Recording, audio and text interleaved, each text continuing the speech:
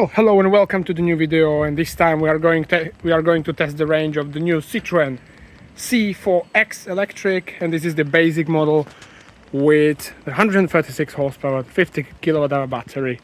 So let's see how far we go on 100%. I just charged it.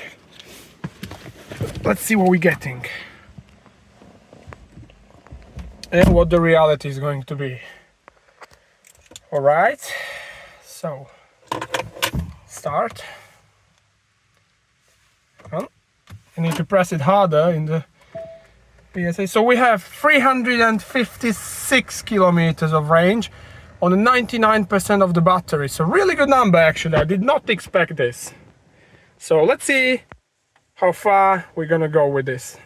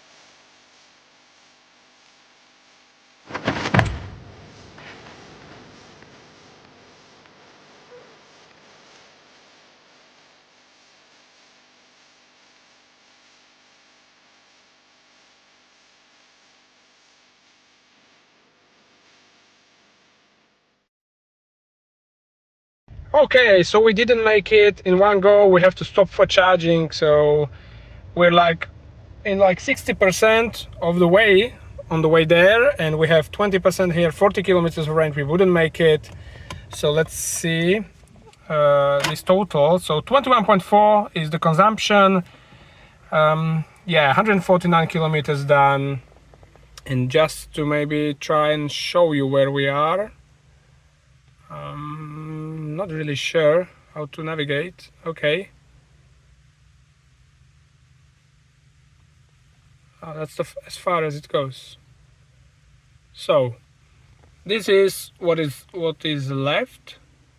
Yeah, like this, about 50 kilometers. So yeah.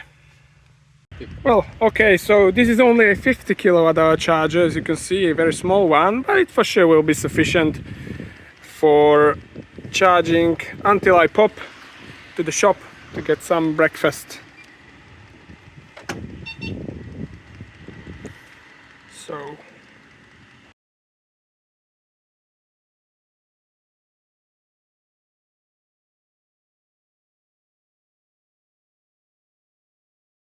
I want to show you we are charging at the full 50 kilowatts, as there is no other car connected to this charger, and we went up from 20 to 33% in these 8 minutes that we're charging currently. So let's see.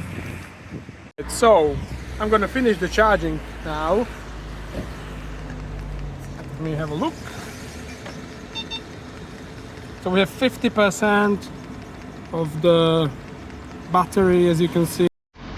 That's quite cool, and we can carry on.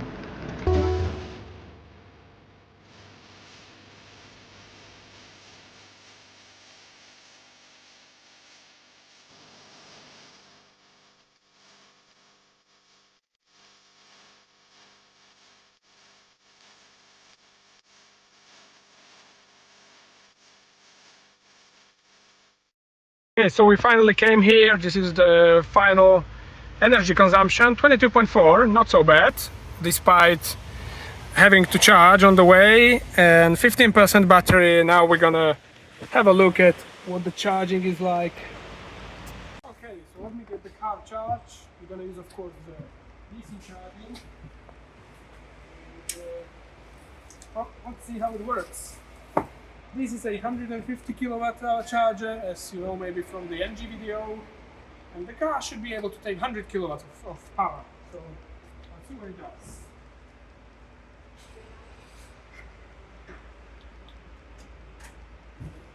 Alright, I initiated the charging. We have 15% battery, and of course we are going to want to see how long it takes for us to charge to 80% and what the most power we're getting is. Right, so look at this. Already 47 seconds after charging being initiated, 94 kilowatts of power. There is just one car here connected to the AC, so we're running almost full power, 94 kilowatts. It's very nice. This is going to be quite comfortable, I think, for the C4X.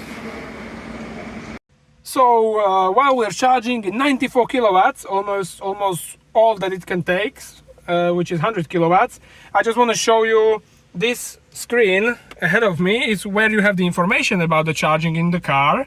So yeah, one other thing I want to tell you is it is incredibly, I think, elegant. It looks, this display, but then on this small display we have the information of how long it's going to take the car to charge up to 100%. This is the speed of charging in a different units, 500 kilometers per hour, and then you have percentage and the range that are coming up. One thing I would like it to have on there is to be able to see when will it be charged and in how much time it's going to be charged at 80%, because when you're on your long travels throughout the country, that's what you're always charging up to, 80-85%. So I think that's a very vital information that you need. It's not there, it's not a big deal that it's not there, but I just wish it would be there. Otherwise, the information, of course, if you have the car connected through your phone, which I don't have, through the app, then you have, of course, there you have the absolute total information about the charging, but I don't have this at the moment connected. So yeah, just a little intro into the charging of the CITROEN C4X, and let's see when we're gonna be charged. Możemy. Okay, so let's have a look at the charging. Then we're gonna now go away. And so the charging was like, at the beginning it was those almost 100 kilowatts of power, but then of course it progressively got down now to 53.4 kilowatts at only 66%. So some of its competitors, they can do those 100 kilowatts of charge, they can keep it for longer than this.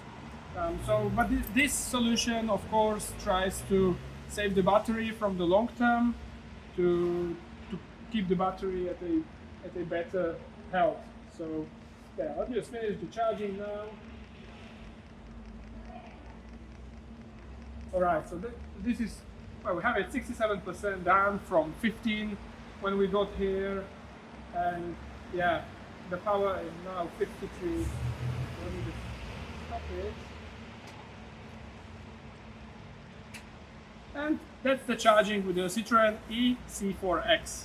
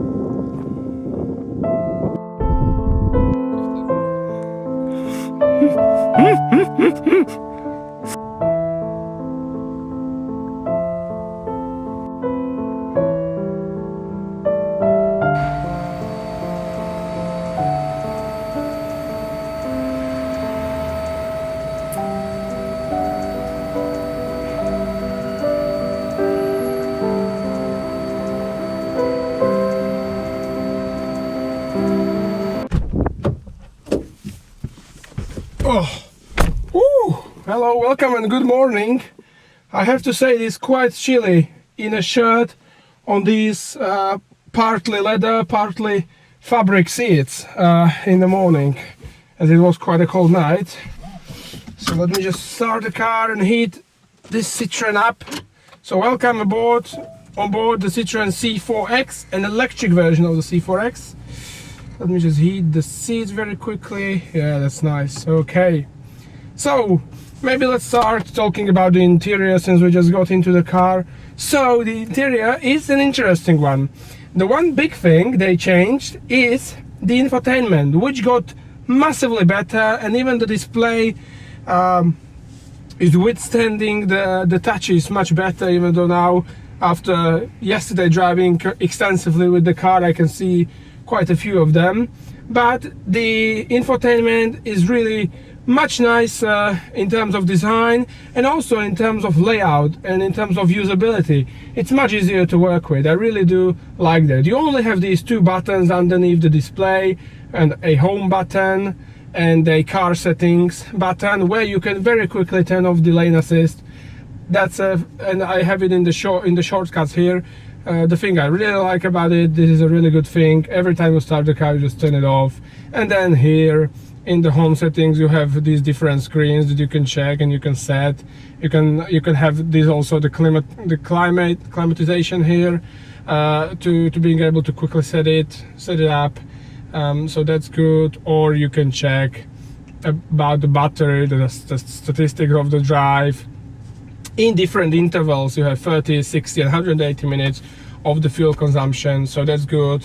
In terms of then the hardware buttons, we still have this sort of a climate hardware controls here, where there is a shortcut button that takes you then here to the air conditioning, and you set it up through here where you want the heat to blow and stuff about the air conditioning. But you can also set it up here, the temperature, with these rotating knobs. You can turn on the AC and heating of the seats. Then underneath you have the wireless charging with two connectors on each side. With two connectors, you have one USB-C and one USB-A.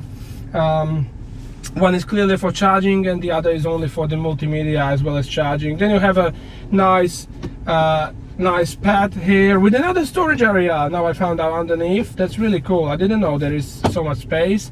And it has this sort of a rubbery texture on it so the things doesn't slide, as well as 12-volt socket, a small thing for I don't know what. And then of course the typical changing of the gears is just little stalk here, and the driving mode selector, two cup holders. I mean, it's a good interior to be in. Also in terms of design, what I particularly love is this small display in front of me. It just looks so sort of luxurious and elegant in the night. I really do like that. This sort of ambient lighting it has on each side, and it's very small, it's dimmed, it has also all of the important information that you get. And then we have this squarey heated steering wheel of the Citroen with very easy controls on each side. So it's actually quite a nice place to be. And in terms of sitting position, you are sitting very low. That's what I was surprised with. Yeah, very low. And I have a head-up display as well ahead of me. So good. Let's start driving. So yesterday we took it on our usual electric car stuff, road trip to our small town. So on the way there you go up the hill, mostly on the motorway. On the way back you go down the hill. So of course on the way back we got it in one charge, no problem. On the way there we had to stop for like 10 minutes of charging. So yeah, not a problem. This is a basic variant. There are two. This one 136 horsepower, 50 kWh battery, a sort of a past setup from the first generation Peugeot, and also Citroen electric cars. And well, I think the car handled it quite nicely. I think we had a fuel consumption of only 22 point something. I will put it here on the way there, and only 20.8 I think on the way back. So really good consumption actually, which is partly helped also by the aerodynamics, which is only 0.27 if I'm not wrong. And yeah, it was not a bad experience. Then in terms of charging, you need to know every electric car has its own map of charging in terms of what power for how long it lets the charger to give to the car. And so this is, when you come to the charger with very low percentage, it goes up to those 97 kilowatts. That's the most we got from the fast charger. The top power output is rated by the manufacturer at 100 kilowatts. So we got very close to that. So that's good. But then the car just wants to save the battery from the long run, from the long term, and actually quite quickly the performance of the charging goes down. So at around 50% of the battery, you already are at 70 kilowatts of charging. So it progressively goes down for saving the battery in the long run. So that's what you need to know. Some cars have a map that is longer, that keeps longer charging at those 100 kilowatts, at those maximum power output, to get you charged more quickly. But even though the charging time wasn't that bad. Yeah, and then there is the car itself. So this is we could call it the C4 long tail, because it has the sloping roofline, and it's basically a sedan, just slightly raised up. So slightly taller sedan. I mean, it's a very interesting concept, and that's what I like about it, that it's a sedan, it's a saloon. You have this typical saloon opening of the boot, and then the door of the boot are extremely easy to close and open. So I do love that. And then it also helps the aerodynamic efficiency, 0.27. So yeah, very good in this regard. I also think it's quite a good looking car. It's sort of a brother of a Peugeot 408. So if you like the more dynamic, more sharper lines, you go for the Peugeot. And then if you like this more rounded aerodynamic style, you take this car. So yeah, it's an interesting choice that you have with this car. But yeah, what I have to say, the most perfect thing about any Citroën actually is this suspension with these hydraulic bump stops at each end. I mean, whew, if you're looking for a comfortable car to drive on the let's say fucked up roads that we also have here, you definitely need this. I mean, this car, it simply floats on the road. It flows like really, like they say, like a flying carpet. It just filtrates absolutely everything and consumes it in such a nice way. It's unbelievable. I mean, it's just such a comfortable ride. You can go on the most beaten up road and you simply feel like, oh, there's no problem. It's just a normal road, you know. So that's really, really very interesting, I have to say. And what I also want to tell you about it, at the slower speeds, you don't notice it as much. It feels like a normal sort of maybe in terms of stiffness, mid-size stiffer car. But then when you speed up and when you really go fast and hit some bump or pothole or angulation, it just smooths everything out extremely nicely. It's unbelievable. And even though we have a normal, like a compact hatchback wheelbase here, it's just so incredibly comfortable on the road. And then what I also like, when there is an angulation, it lands like at first at the rear and then the front. So sort of a rear balanced car, and I actually quite liked that, I have to say. It feels nice. It feels nicely balanced. That's what you want. I don't like cars crashing into the bumps with the front. So yeah, that's very good. And also, being an electric car, this version, it is extremely light. Only 1600 and something kilos for an electric car. This is very, very light. So I do quite like that. And it's also another factor that despite having a relatively small 50 kilowatt battery, the range is not that bad, really. So yeah, in terms of suspension, well, we have a negative camber on, of course, in the setup. We have it on both axles. It also seems that at the rear we have a slight, I think, toe-in it was, and a positive caster here, because the steering is quite sharp. At first feels very light, but then when you keep turning in, it gets more and more weight into it. So yeah, quite an interesting steering. yeah, but it feels precise enough. Yeah, it's good. Then maybe the critique I had is about the brake. The brake pedal is incredibly soft, really incredibly marshmallow soft, I would say. So yeah, that's what you need to count with. It's very soft, right? So yeah, maybe overall we can start and summarize the car. So would I buy it as an electric car? Well, not sure, probably not. But you have options of, I think, petrol engines. Not sure if diesel, but I saw some petrol engines with 155 horsepower, and I mean that's a good power output for such a light car. And the best thing about this car is the suspension. It's absolutely amazing.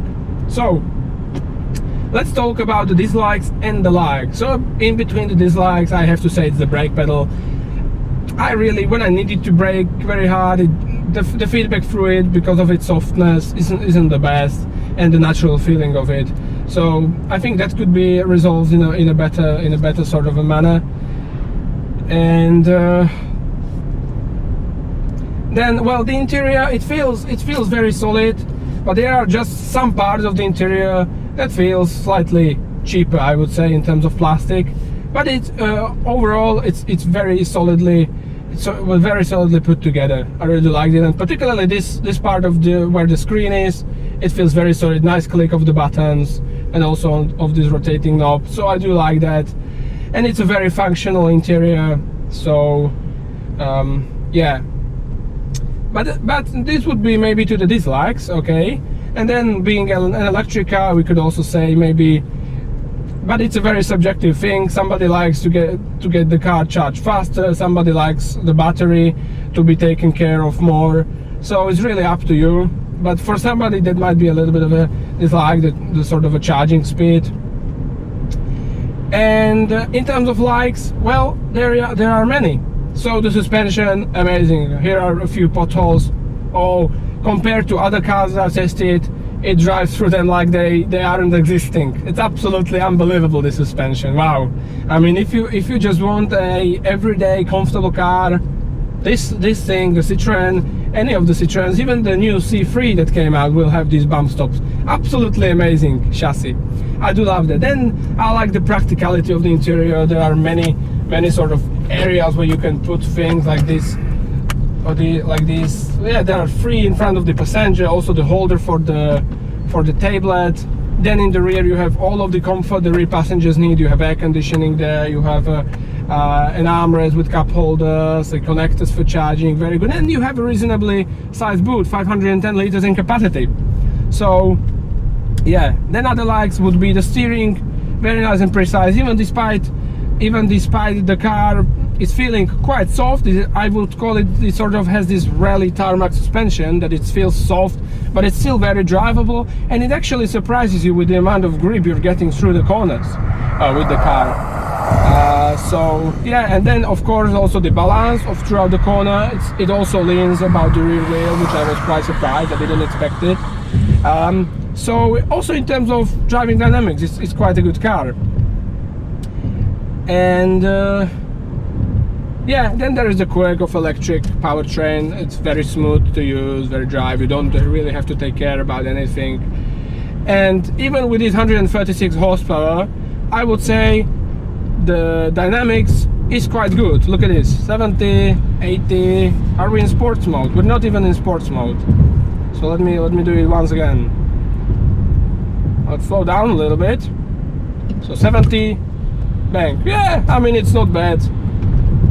Thanks to the reasonably good power to weight ratio, being a very light electric car, it's really not bad.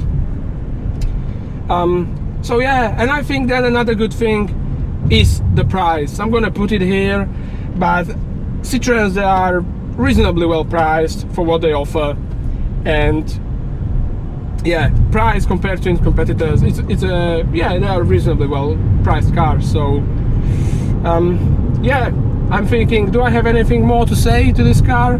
Well, just to summarize it, it just feels like an everyday rally car to me. All of the Citroëns with these bump stops, and it's always a pleasure to drive them. They are just so nice to drive.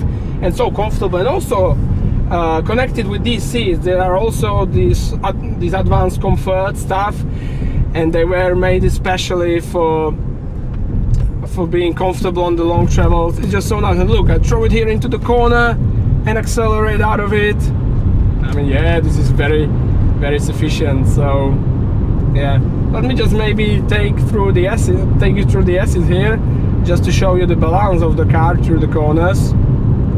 So yeah, here a nice bumpy road, but the car just takes it all, filtrates it. Beautiful, beautiful, this suspension, absolutely lovely. So we're approaching the corner. All right, let me take it quite quickly. Yeah, so brake pedal very soft, but as you're going into the corner, it's leaning towards the rear outer wheel. Very nice balance throughout the corner. It sort of leans slightly and then stays at that, but you still feel the softness that the damper could take some bump if it's there. So yeah, very nice characteristic. So yeah, Citroën C4X, very interesting. I like this car because it's still sort of a saloon car. Yeah, very interesting car, very comfortable and very usable. I would just advise you to buy it with the petrol engine rather than the electric car. So yeah, that would be about it to the Citroën C4X, or in this variant EC4X. And of course, more videos coming on very soon.